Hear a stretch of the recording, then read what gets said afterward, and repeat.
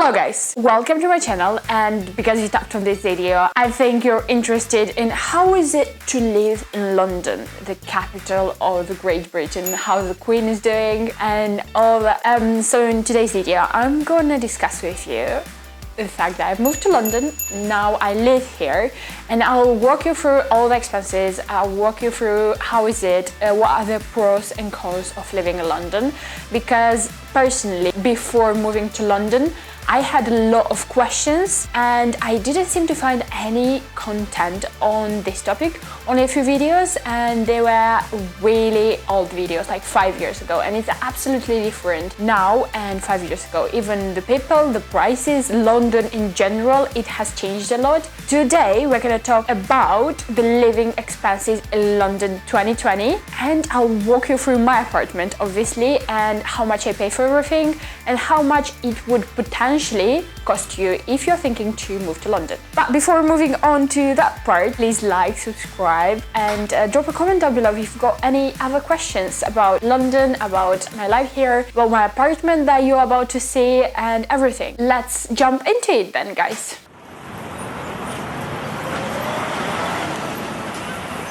So to start with, I have decided to sort of put all the expenses into 4 categories. First one is living expenses, which is flat rent or the home where you live, literally the rent, let's put it like that. Second one is travel expenses. Third one is groceries, food, snacks, drinks, anything that goes into your body basically, so food. And the fourth one is not that much necessities, but it is things that we still spend money on, like clothes, like house stuff, like maybe something that, I don't know, gas safety check or whatever it may come out, what are the prices on all the services and things that we don't necessarily need but we anyway spend money on.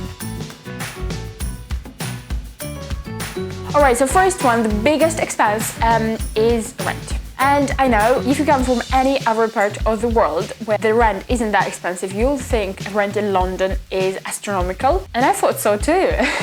I'm not even gonna lie.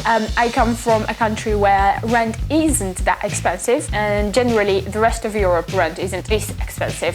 But London, because it's capital of England obviously, and the most established city in Europe, we could call it, the rent is quite expensive. And if you decide to move to London, you've got a lot of choices when it comes to rent. You could be renting a room in a house share, you could be renting a room in student accommodation if you are a student, you could be renting a house with your friends and stay in one of the rooms, which was one of the options I was considering, or you could just rent your own space. It can be a studio, it can be an apartment, or it can be a house, or you can buy a house obviously, but it's not that often. And if you're about to buy a house in London, I think you know what you're doing.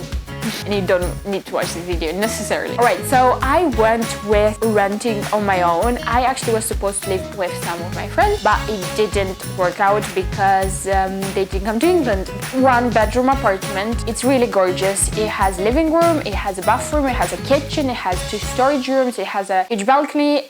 It's a really lovely, bright apartment, and as a girl and as living alone, it meant for me a lot to have my own space, to have my own, you know, area where I can focus on things I need to. So I went with this apartment, and I think I got a pretty good deal because it's really secure. It has a concierge, it has gym on site, swimming pool, sauna, solarium, like a private Hamza spot that only Tentans can access. It has a garden just for all the Tentans. It has parking spots. It has literally everything I potentially can want. And I went for a 1-year contract, so I'll be stuck here for 1 year. So how much do I pay for all of that? I think that's your next question. So for this particular flat that you are seeing right here, I am paying £1,215 per month. Yeah, I know you're gonna say, but for the deal I got, I think it's quite fair price. And it has access to transport. It's really close to DLR, which is like overground metro. It's quite central in a way. It has access to central and it's not that far. So yeah, I'm quite happy with it. That's the biggest expense that I have at this point. The second bigger expense that you're gonna have if you move to London is gonna be travel expense. And here in this category, oh my days, transport is expensive here. In terms of public transport, if you buy your own car, it's different, but it's cheaper than in Europe, I would say. But it's still an expense. So with public transport, you on average will need 50 to 100 pounds a week if you work every day or you go somewhere every day, including metro, buses, or you can get a pass, which is gonna get you everywhere cheaper. By a daily, you'll spend around just a bit under 10 pounds on transport if you go two ways, like somewhere with a metro and maybe take a bus as well. So weekly it's gonna be few or 100 pounds. But obviously if you move to London, you go a lot of transport. The public transport is really developed here. Me coming from not such a developed country in Europe, the public transport is absolutely fabulous. You have buses, you have overground, underground, you have Uber, you have anything. You can get anywhere, you just need money, pretty much. So with the travel expenses, it sums up to around 250 pounds a month, roughly about that. If you go out every day or you go to your job every day, that would be around that. The third expense is food. It's a smaller one for me because as a vegan, as a girl, I don't spend that much on food. I love cooking at home. I'm actually a really good cook and I love cooking stuff, so I don't spend that much money on food. For instance, I've tracked my expenses of food for the last month, and on average weekly I spend like around 20-30 pounds on food. I know that's quite good, but if you count going out, it's gonna be worse. Why do I say that? Because roughly when you go out you spend at least 20 pounds at least. If you have drinks, it's gonna be even more than that, like 50, I'm talking 50 or 100 if you are like there for 5-8 hours. No, 8 is too much. So yeah, as a vegan person, I don't spend that much on fruits and veggies, and yeah, that's what I spend. And it's roughly 100 pounds a month, 200 maybe if we count like going out as well. So let's say 200 pounds for food per month guaranteed. So the fourth expense, it's gonna be obviously unessential goods, but goods that we spend money on anyways. I'm talking clothes, I'm talking things for the house, like even these frames. I bought them like in my apartment. They were not here. Pillows, like you wanna make your home feel like home and you wanna buy some clothes, new clothes, like no matter how good you are with shopping, you are gonna spend some money on that too. And what I wanna say for that part is that things are quite cheap here. Plus, you can find any sort of price range for clothes. You can find like really cheap clothes. I'm talking jeans for £2, for £5, tops for £1, and you can find like really expensive clothes and luxury and branded stuff. So the range is really big because it's built for all the people. There are people who are quite, you know, spending a lot of money on these things here, and then there are the ones that want to save up. So you can find anything. If you want, you can find really cheap things, but if you want, you can go for more expensive things. So you've got all the price range, so it's really flexible here.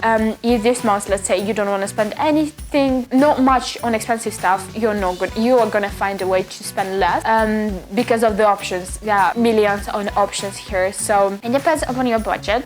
But roughly, I would say I spend like 100-200 pounds on things monthly, different things. I'm talking clothes, I'm talking some stuff for the house I need, I'm talking, I don't know, toilet roll, I'm talking like stuff for the kitchen. You need those things, right? And you can find them really cheap and really expensive. It's a big range, and the quality is not always equal to the price. I'm gonna tell you that, like not always.